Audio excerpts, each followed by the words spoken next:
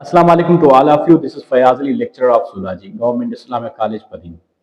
अच्छा, मैं बात करने वाला हूं कि जो स्टूडेंट्स न्यू हैं, अभी मैट्रिक करके फर्स्ट ईयर में आए हैं, तो फर्स्ट ईयर में उनको थोड़ी मुश्किलात होती हैं क्योंकि तकरीबन मैट्रिक वाले स्टूडेंट्स गवर्नमेंट से आते हैं और गवर्नमेंट में जो है सिंधी लैंग्वेज या उर्दू लैंग्वेज किसी और लैंग्वेज में पढ़ाया जाता है, तो उनको थोड़ी मुश्किलात होती है क्योंकि फर्स्ट ईयर इंटर जो है टोटली इंग्लिश में होता है।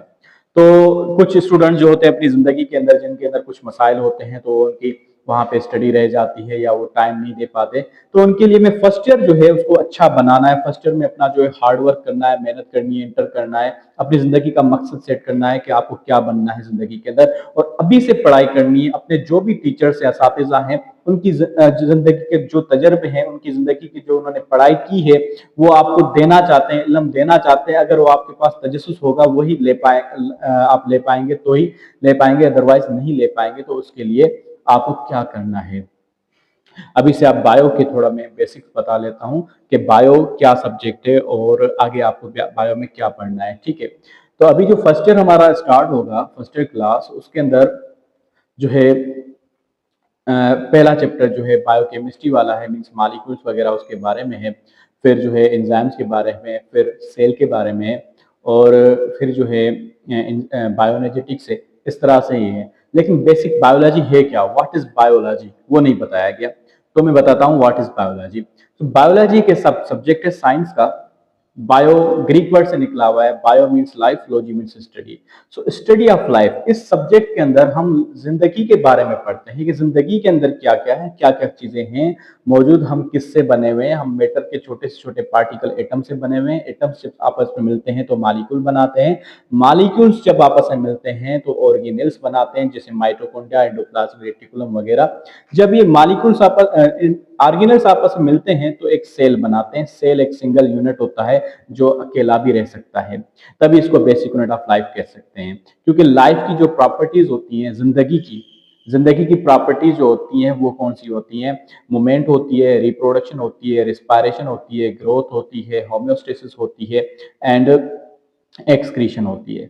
ठीक है, तो ये सारी प्रॉपर्टी सेल के अंदर भी है। सेल डिवाइड करता है, सेल के अंदर जो है डाइजेशन भी होती है, सेल के अंदर जो है रिस्पायरेशन भी होती है, ये सब चीजें इसके अंदर भी होती हैं, तभी सेल को बेसिक यूनिट कहा जाता है। अच्छा, अब सेल जब एक सेल वाले ऑर्गेनिजम्स होते हैं उसको कहते हैं यूनिसेलुलर ऑर्गेनिज्म, और एक से ज्यादा सेल वाले ऑर्गेनिज्म होते हैं उनको कहते हैं मल्टी सेलुलर ऑर्गेनिज्म। जब सेल्स आप अगर मल्टी सेलुलर ऑर्गेनिज्म है, जैसे हम हैं, ठीक है, उसमें ऑर्गेनाइजेशन आगे चलती है।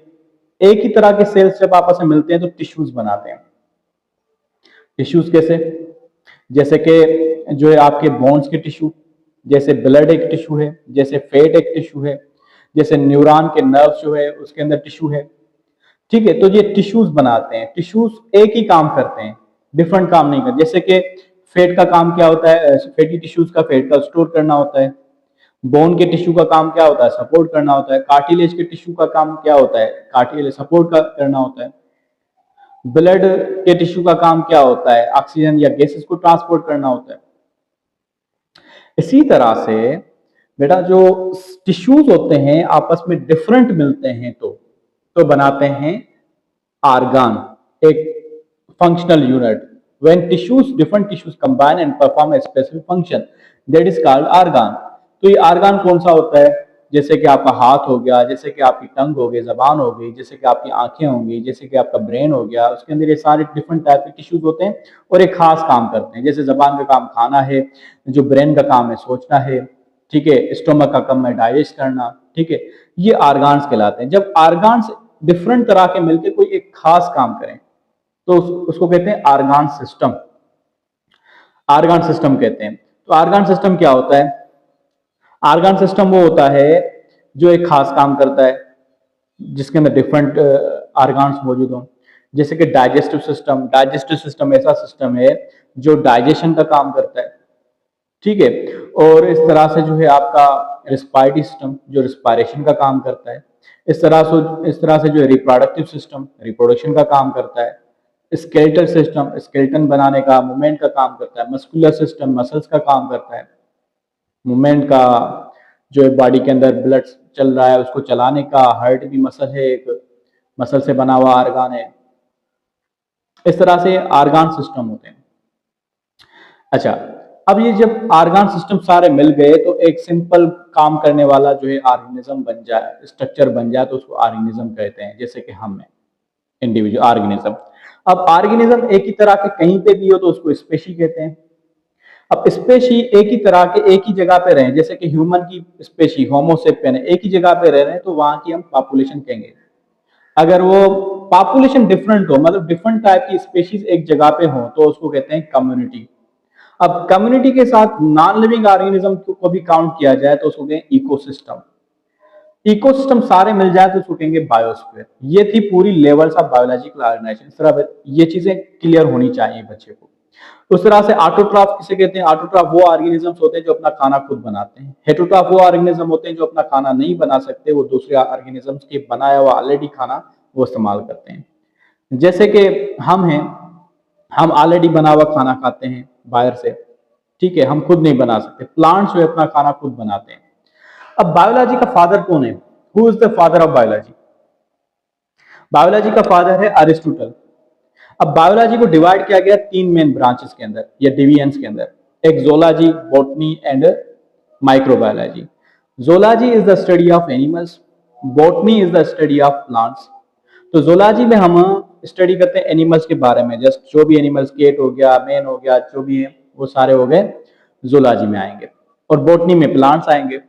जोलॉजी का फादर कौन है, बॉटनी का फादर कौन है, ये आपको याद करवाता हूं। बायोलॉजी का कौन है? बायोलॉजी का फादर है अरिस्टोटल, ठीक है।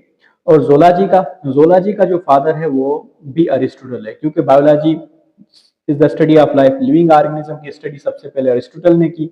और अरिस्टोटल ने फर्स्ट जिसकी स्टडी की वो एनिमल था। तो एनिमल की स्टडी करने वाला भी कौन सा हुआ? अरिस्टोटल। तो उसको जोलॉजी कहते हैं, ठीक है, एनिमल की स्टडी को। बॉटनी, बॉटनी किसे कहते हैं? प्लांट्स की स्टडी को। बॉटनी का जो फादर है वो थियोफ्रेस्टस है, ठीक है। अब माइक्रोबायोलॉजी का कौन सा फादर है, ये आप मुझे बताएंगे। अच्छा, अब बच्चों ने जिसने अभी तक चैनल को सब्सक्राइब नहीं किया तो प्लीज सब्सक्राइब कर लें, बेल आइकन को प्रेस कर लें, अपने दोस्तों के साथ शेयर जरूर करें, क्योंकि इस चैनल के अंदर आपको मिलती है मोटिवेशनल स्किल्स मिलती हैं। इसके अलावा जो है आपको जो है किताबी चीजें भी मिलती हैं, बुक्स के रिव्यूज भी मिलते हैं, बुक्स के जो एमसीक्यूज होते हैं, डिफरेंट एमसीक्यूज होते हैं, और जो टॉपिक्स है, हार्ड टॉपिक्स है, वो भी मैं क्लियर करवाता हूँ इसी चैनल के अंदर। आप देख सकते हैं शार्ट्स में रखता हूँ, स्पेशली शार्ट्स वो फायदेमंद होते हैं। आज के लिए मेरे ख्याल से इतना काफी है। इंशाल्लाह मिलेंगे नेक्स्ट वीडियो के अंदर, और जो भी सवाल हो आप कमेंट्स में कर सकते हैं, मैं आपको जवाब इंशाल्लाह जरूर दूंगा। बहुत शुक्रिया। Best wishes for your life.